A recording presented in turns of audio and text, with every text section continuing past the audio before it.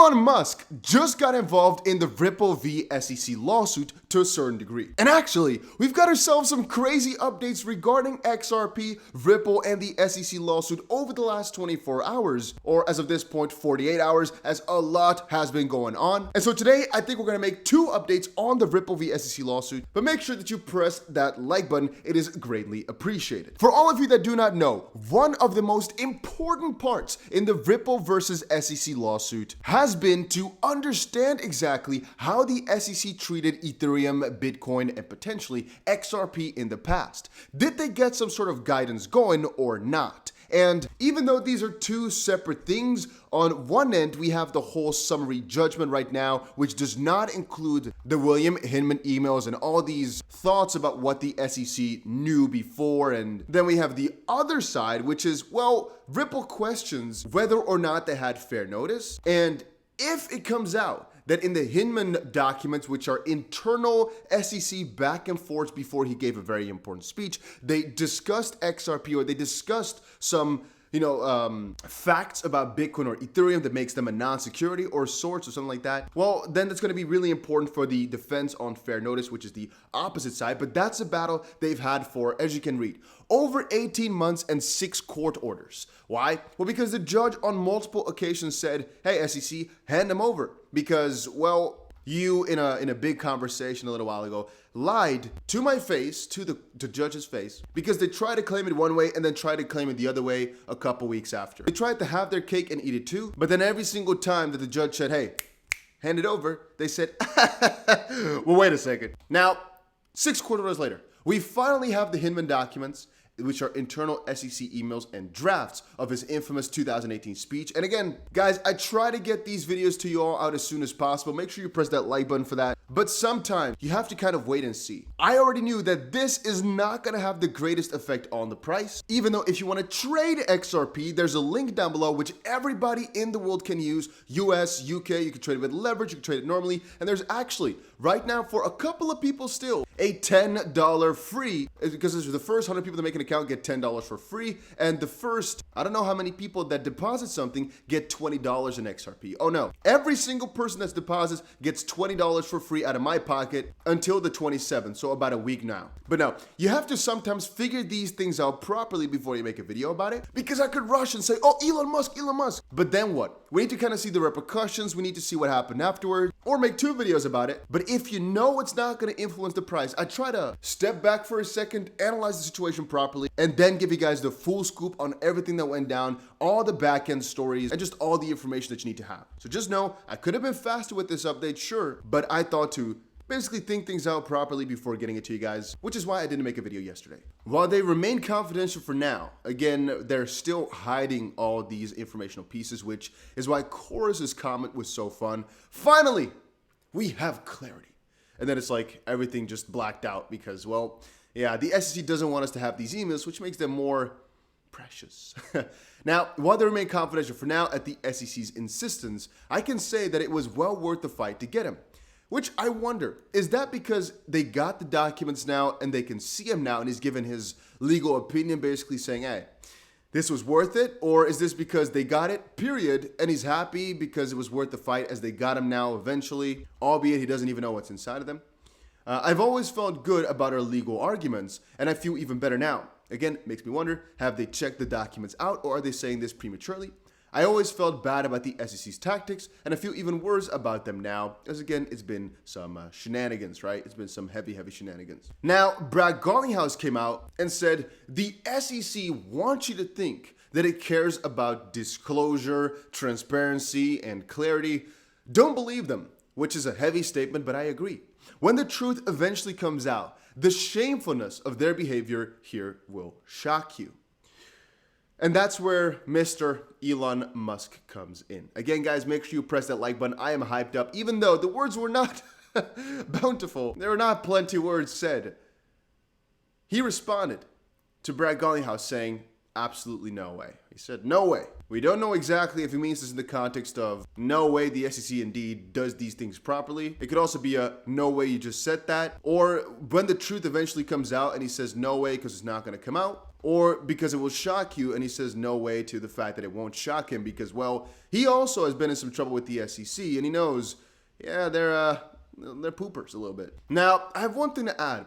If you all thought that the Ripple v. SEC lawsuit was gonna settle soon, I have some very sad news, and that is, if they were to go for some sort of settlement, it would most likely be before handing these emails over to Ripple. The fact that Ripple has seen them now and can potentially use them in court is not good for Ripple, for the SEC side, and specifically if they eventually get published to the public, that would definitely not be too good. And for that reason, I'm thinking the Ripple side could have said, hey, we do not want to settle unless we have these emails to know where we stand, which the SEC then also disagreed upon, and so they couldn't. And now, because of the fact that the emails are out there, they now are more comfortable to actually settle because they cannot defend it anymore. But it's more logical that the fact that these emails are out there right now, the SEC still has plenty of things to hide. But I'd say that this was their most precious piece because they claimed privilege after privilege after privilege after privilege. And so you'd kind of say that after such a major loss, when they're at their weakest, they're not going to settle because they'd have to settle for a lot less, if you guys get my drift. Ripple obviously will always be looking to settle on the right conditions, which has to do with XRP being declared a non-security, but it still sometimes surprises me and makes me think. The fact that the SEC didn't go for a preliminary injunction to state that Ripple could not sell any XRP anymore, and the whole debate is actually mostly about past sales of XRP because it's hard to declare XRP a security now with full faith. Knowing all these guys came to aid the court, all these amicus curiae over the last couple of weeks, to say that they're using XRP independently from Ripple. The fact that their Ripple, I guess, doesn't necessarily have to be alive for the XP ledger to continue on, and the fact that so much growth is coming up for the XP ledger. It's just a very, very hard argument to make for the SEC side that the current XRP is still somewhat a security.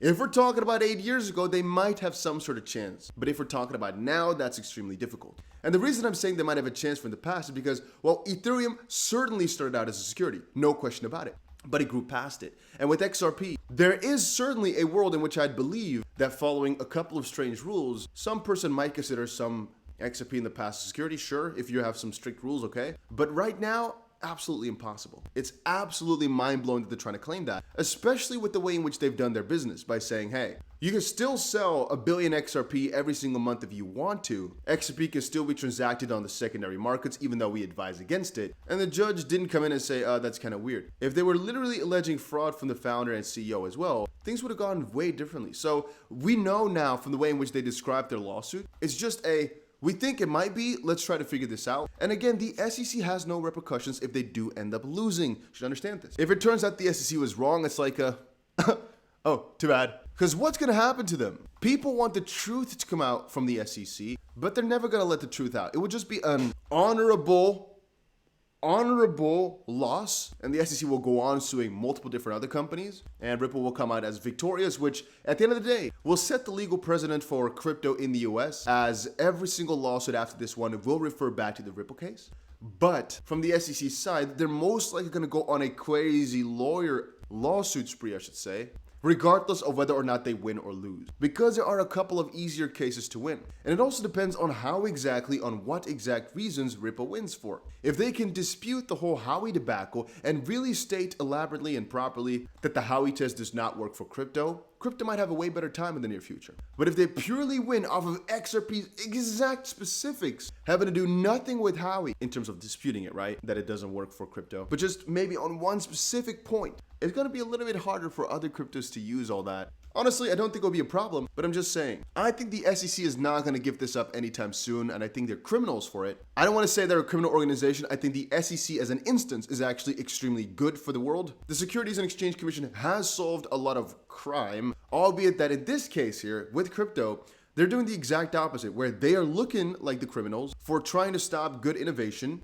and hurt people in the process. It kind of literally feels like a cartel, or I should say a monopoly, where there's so many guys that have some innovative business, making things way better for the people. And these, hey, I'm Mr. Big Guy, look at me. They come in and they're like, oh, wait a minute. No, you have to pay up. And every single person in this circle has to pay up as well. That's kind of how it feels like right now to me. they caused way more damage than good. I don't know. I feel as if they could have done a lot better by just going after crypto scams like the real ones. But the fact they didn't go after Ripple fully, they just went after him half-assed and then didn't have good arguments to back it up, and then weren't prepared for the experts to kind of turn on them, weren't prepared for these friends of the court to come on in. Ripple said it a multitude of times. They were not fully prepared to get this lawsuit out there, but how can you not be fully prepared if you have had 7 years at least of preparation? And you can actually state again that they've had multiple years of literally looking Ripple in the face, looking at them like, and then spitting in their face because they're like, well, we don't want to do our research properly. We're just going to sue you, even though we also could have told you you're doing something wrong. Here's how we could have fixed it. We're not going to tell you because we're sneaky. And then we're just going to sue the crazy living shizzle out of you. Yeah, I don't know. Gets me kind of sad, get me kind of angry. But now, over the last, I guess, day or so, a lot still has happened. And so I don't want to cover everything in one video. I want to keep these subjects kind of separate. We have a lot more going on in terms of the actual summary judgment part, which is mostly the last phase of the lawsuit, which are kind of a side-alone piece from this fair notice defense William Hinman emails issue. We also, I believe, had another amicus curiae. People are talking about spend the bits, even though that might have happened a couple of days prior, though. I don't quite remember that. I'll take a look at everything that's going on and get you guys a summary somewhere later today, most likely in about 2 or 3 hours from now. And yeah, I'll get back to you guys because there's a lot of cool stuff happening in the crypto space anyway. I'll just get back to you guys in a couple of hours. Make sure you press that like button if you enjoyed it, and see you guys again in another one.